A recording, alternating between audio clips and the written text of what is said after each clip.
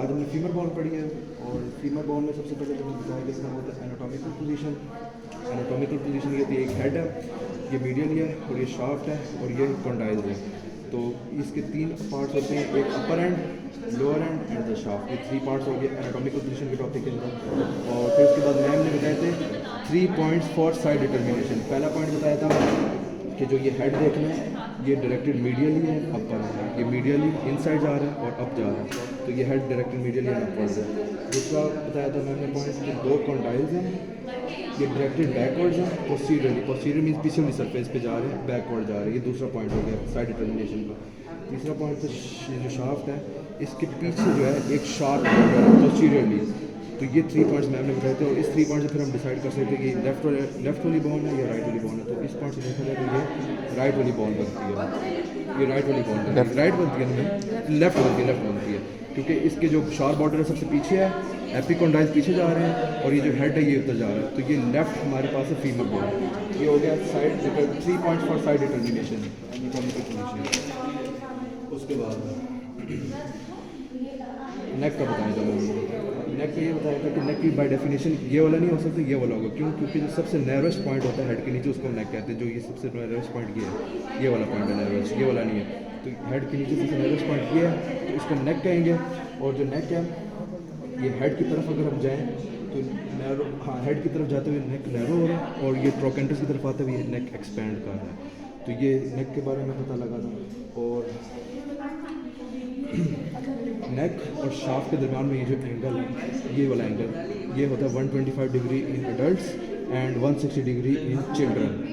बाकी फॉर्मूला और इसके साथ 2 मैम ने बताई थी हमें जेनेटिक डिसऑर्डर बताए थे। एक का कॉक्सा वैलिगा, जिसमें जो होता है एंगल जो होता है ये वाला, ये बाय बर्थ इंक्रीज ही रहता है और ये कॉन्जेनिटल बाय बर्थ होता है। और इसकी वजह से प्रॉब्लम जो आती है वो आती है हमारे पास एडक्शन, डबल डी, एडक्शन में आएगी ना प्रॉब्लम, और वो एडक्शन में मसला आएगा। एडक्शन मीन्स यानी पाँव हमारे पास ऐड नहीं हो रहा होगा, हाँ, अंदर नहीं जा रहा होगा पाँव, ठीक है मैम। और दूसरा जो बताया था वो था कॉक्सा वेरा, और इसमें ये जो एंगल था ये डिक्रीज़ हो जाएगा और इसमें जो डिक्रीज़ होगा ये इसकी रीज़न होगी फ्रैक्चर, उसमें भी बाय बर्थ इसमें डिक्रीज़ होगी फ्रैक्चर की वजह से। और इसमें एबडक्शन, बी यानी बी फॉर बॉल, एबडक्शन में मसला आएगा और यानी हिप बोन से हमारा पाँव बाहर नहीं जा रहा होगा, इसमें मसला आएगा। इसमें सारे पॉइंट्स कवर हो गया।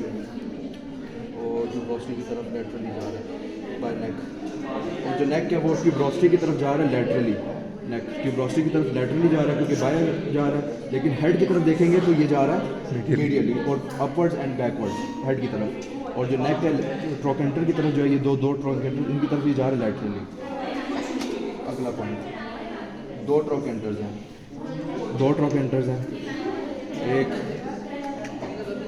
ये वाला ट्रोकेंटर है, ये सारा ट्रोकेंटर में आ रहा है, और एक ये वाला ट्रोकेंटर है मैम। ये 2 ट्रोकेंटर्स हैं ना, एक और 2 ट्रोकेंटर्स हैं। ये ग्रेटर ट्रोकेंटर है और ये लेसर ट्रोकेंटर है। ग्रेटर जो है ये लेटरली बाहर की तरफ लाई कर रहा है और जो लेसर ट्रोकेंटर है स्मॉल वो मिडली लाई कर रहा है। और अब लाइंस की बात आती है, ये एंटीरियर वाला हिस्सा है। अब ये वाला ट्रोकेंटर और ये वाला ट्रोकेंटर, इसको ये लाइन कनेक्ट कर रही है।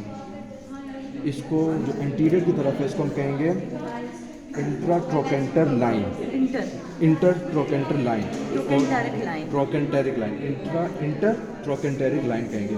और जो बैकवर्ड्स इन दोनों कर रही है कनेक्ट पोस्टीरियरली जो हम कहेंगे, तो इसको हम कहेंगे इंटरट्रोकेंटेरिक क्रस्ट और लाइन में ये फ़र्क आ गया। इसके बाद मैंने बताया जेंडर डिफरेंसेस। जेंडर डिफरेंसेस ये होगा कि ये जो एंगल है ये जो नेक और शाफ्ट का ये फीमेल में कम होता है और मेल में ज़्यादा होता है, ये जेंडर डिफरेंसेस ऑफ फीमेल बॉन। उसके बाद gluteal tuberosity, gluteal tuberosity, gluteal tuberosity greater, एक मिनट, ग्रेटर ट्रोकेंटर के इस पोर्शन में लाई करेगी मैम। हाँ ठीक है, ये इधर इधर कर, हाँ, एक मिनट, ये वाला पोर्शन होगा, हाँ, ये वाला। अच्छा। ग्रेटर ट्रोकेंटर के इस पोर्शन में ये लाई करेगी ग्लूटियल ट्यूबरोसिटी। और उसकी ग्लूटियल ट्यूबरोसिटी इसलिए कहते हैं क्योंकि हिप से ग्लूटियस मैक्सिमस वाला मसल जो है वो इधर आके अटैच होता है, इसलिए इसको ग्लूटियल ट्यूबरोसिटी कहेंगे। और ट्रोकेंटेरिक फोसा और ग्लूटियल फोसा जस्ट बिनीथ, हाँ, ये जो अंदर ब्लू वाला सेक्शन है, ये जो डॉट है, ये जो डिप्रेशन बना हुआ है ग्रेटर ट्रोकेंटेरिक के नीचे, ये ग्रेटर ट्रोकेंटर के अंदर, इसको हम कहते हैं ट्रोकेंटेरिक फोसा और ग्लूटियल फोसा भी कह सकते हैं। हाँ, लेकिन ट्रोकेंटेरिक फोसा ट्रोकेंटेरिक फोसा ज़्यादा अच्छा वर्ड है, ठीक है। उसके बाद आपने बताया था कि जो इसका हेड है, हेड में आता है इसका फोबिया कैप्टिवस, ये जो पॉइंट है हेड में ये जो फोबिया कैपिटस। कैप्टस बिल्कुल ये आ रहा है, और इसमें ligament of head of femur attach होता है। Ligament of head of femur इधर हेड पे अटैच होता है, और इस पॉइंट को हम कहते हैं फोबिया कैप्टिवस, ये हेड के ऊपर है। अब आगे शाफ्ट में आप देखेंगे तो मैम ने बताया कि एंटीरियर की तरफ कॉन्वेक्सिटी है यानी उभरा हुआ है ये है, और पोस्टीरियर की तरफ कॉन्केविटी है यानी चिपका हुआ पतला हुआ है, यही है ना मैम। और उसके बाद शाफ्ट के 3 सर्फेसिज हैं और 3 बॉर्डर हैं। 3 बॉर्डर जो है वो हम इस 3 सर्फेसिज ये हैं कि 3 सर्फेसिज ये हैं कि एंटीरियर स्मूथ सरफेस है, एक एंटीरियर स्मूथ सरफेस होगी, दूसरा जो ये वाली सरफेस है, ये जो हेड वाली साइड है, ये एंटीरियर स्मूथ सरफेस, और हेड वाली साइड के पीछे जो ये शार्प बॉर्डर है, इसके और इसके दरमियान वाली जो सरफेस है ये, इसको हम कहेंगे पोस्ट्रोमीडियल मीडियल सरफेस, क्योंकि अंदर वाली साइड है ना, पोस्ट्रोमीडियल सरफेस होगी ये शार्प लिप के दरमियान और ये स्मूथ सरफेस के दरमियान, और इसी तरीके से यहाँ शार्प लिप के दरमियान और ये, लेकिन बाहर वाली साइड में इसको हम कहेंगे पोस्ट्रोलैटरल सरफेस कह देंगे। ये हमारे पास 3 सरफेसेज हो गई हैं। इसके बाद इसके 3 बॉर्डर्स भी हैं। बॉर्डर जो है सबसे ज़्यादा दिखने वाला बॉर्डर है ये शार्प बॉर्डर है, इसका ये शार्प बॉर्डर आ रहा है जो इसमें 2 लिप्स आ रहे हैं, तो ये एक शार्प बॉर्डर आ गया जिसको लीनिया एस्पेरा भी कहते हैं। इस शार्प बॉर्डर ये पोस्टीरियर बॉर्डर है, पोस्टीरियर साइड पे यानी पिछली साइड पे। दूसरा ये जो एक लाइन आ रही है ये किस तरफ आ रही है, ट्रोकेंटर साइड पे आ रही है, इसको हम कहेंगे लैटरल बॉर्डर कहेंगे, और जो हेड की तरफ आ रही है लाइन ये, इसको हम कहेंगे मीडियल बॉर्डर। तो ये 3 बॉर्डर्स हो गए और 3 सर्फेसिज हो गई यहाँ पर। और इसके बाद जो 2 लिप्स वाली बात है, ये 2 लिप्स आ रहे हैं, ये एक लिप आ रहा है और ये दूसरा लिप आ रहा है, ठीक है। ये नीचे जाके लोअर एक्सट्रीमिटी में एक्सपैंड हो रहे हैं, ये अपर एक्सट्रीमिटी में एक्सपैंड हो रहे हैं, और ये दरमियान में क्रीप चल रहे हैं। तो इसको हम कहेंगे जो हेड की तरफ है, हेड की तरफ इन साइड मीडियल लिप हो गया, और जो बाहर की तरफ ट्रोकेंटर साइड इसको हम कहेंगे लैटरल लिप, ठीक है। और जो लोअर एक्सट्रीमिटी में नीचे आकर ट्रायंगुलर सेक्शन बना रहा है, ये वाला ट्रायंगल सेक्शन लोअर एक्सट्रीमिटी में, इसको हम कहेंगे पोप्टीलियल सरफेस। और इसके बाद ये कॉन्डाइल्स हैं, ठीक है। इन कॉन्डाइल्स के ऊपर ये जो रिज आ रहा है, अब ये रिज बताऊँगा, एक ये रिज आ रहा है और एक ये रिज आ रहा है। रिज बॉर्डर को ही कहते हैं, लेकिन एक्सप्लेनेशन के लिए हमने रिज वर्ड यूज़ किया। तो इस रिज को जो हम कहेंगे जो ट्रोकेंटर वाले यानी लैटरल कॉन्डाइल के ऊपर है, इसको हम कहेंगे लैटरल सुप्रा कॉन्डाइलर रिज। लैटरल यानी लैटरल कॉन्डाइल के ऊपर, सुप्रा मीन्स उसके ऊपर, और कॉन्डाइलर रिज, और रिज मीन्स ये लाइन। और इस तरह इसके ऊपर जो होगा मीडियल सुप्रा कॉन्डाइलर रिज, यानी मीडियल कॉन्डाइल के ऊपर सुप्रा, इसके ऊपर मीडियल सुप्रा कॉन्डाइलर रिज। ये भी हो गया। इसके बाद 2 कॉन्डाइल्स के बारे में मैम ने ये बताया था कि ये 2 बड़े कॉन्डाइल्स हैं, 2 बड़े कॉन्डाइल्स हो गए, और इसके ऊपर ये जो सेक्शन बना हुआ है डिप्रेशन, ये वाला हिस्सा, ये नहीं है एलिवेशन जिसको हम कहेंगे, ये जो है हेड वाली साइड पे जो एलिवेशन है एक, इसको हम कहेंगे, क्योंकि हेड वाली साइड है मीडियल, तो मीडियल एपीकॉन्डाइल कहेंगे, क्योंकि मीडियल है और एपी मीन्स अबव और कॉन्डाइल, और ये होगा लैटरल एपीकॉन्डाइल हो जाएगा, ठीक है। ये टोटल हो गए 4 कॉन्डाइल्स हो गए।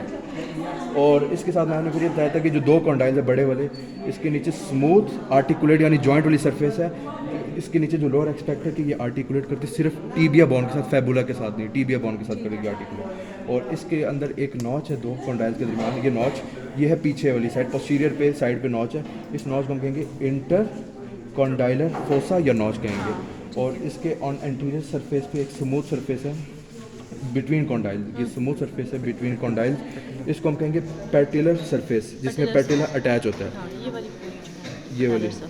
ये वाली पूरी होगी ना, ये वाली पूरी सरफेस होगी, ये सारी पैटेलर सरफेस है, ये सारी होगी, ठीक है मैम, ये सारी सरफेस होगी, ठीक है मैम, समझ गए। इसके बाद एंड पे आपने 2 फ्रैक्चर्स बताए थे, सब कैपिटल फ्रैक्चर, और जो पोस्टीरियर वाली ट्रायंगुलर सरफेस को इसको पोप्लीटियल सरफेस पोप्लीटियल सरफेस को कहते हैं, बिल्कुल मैम।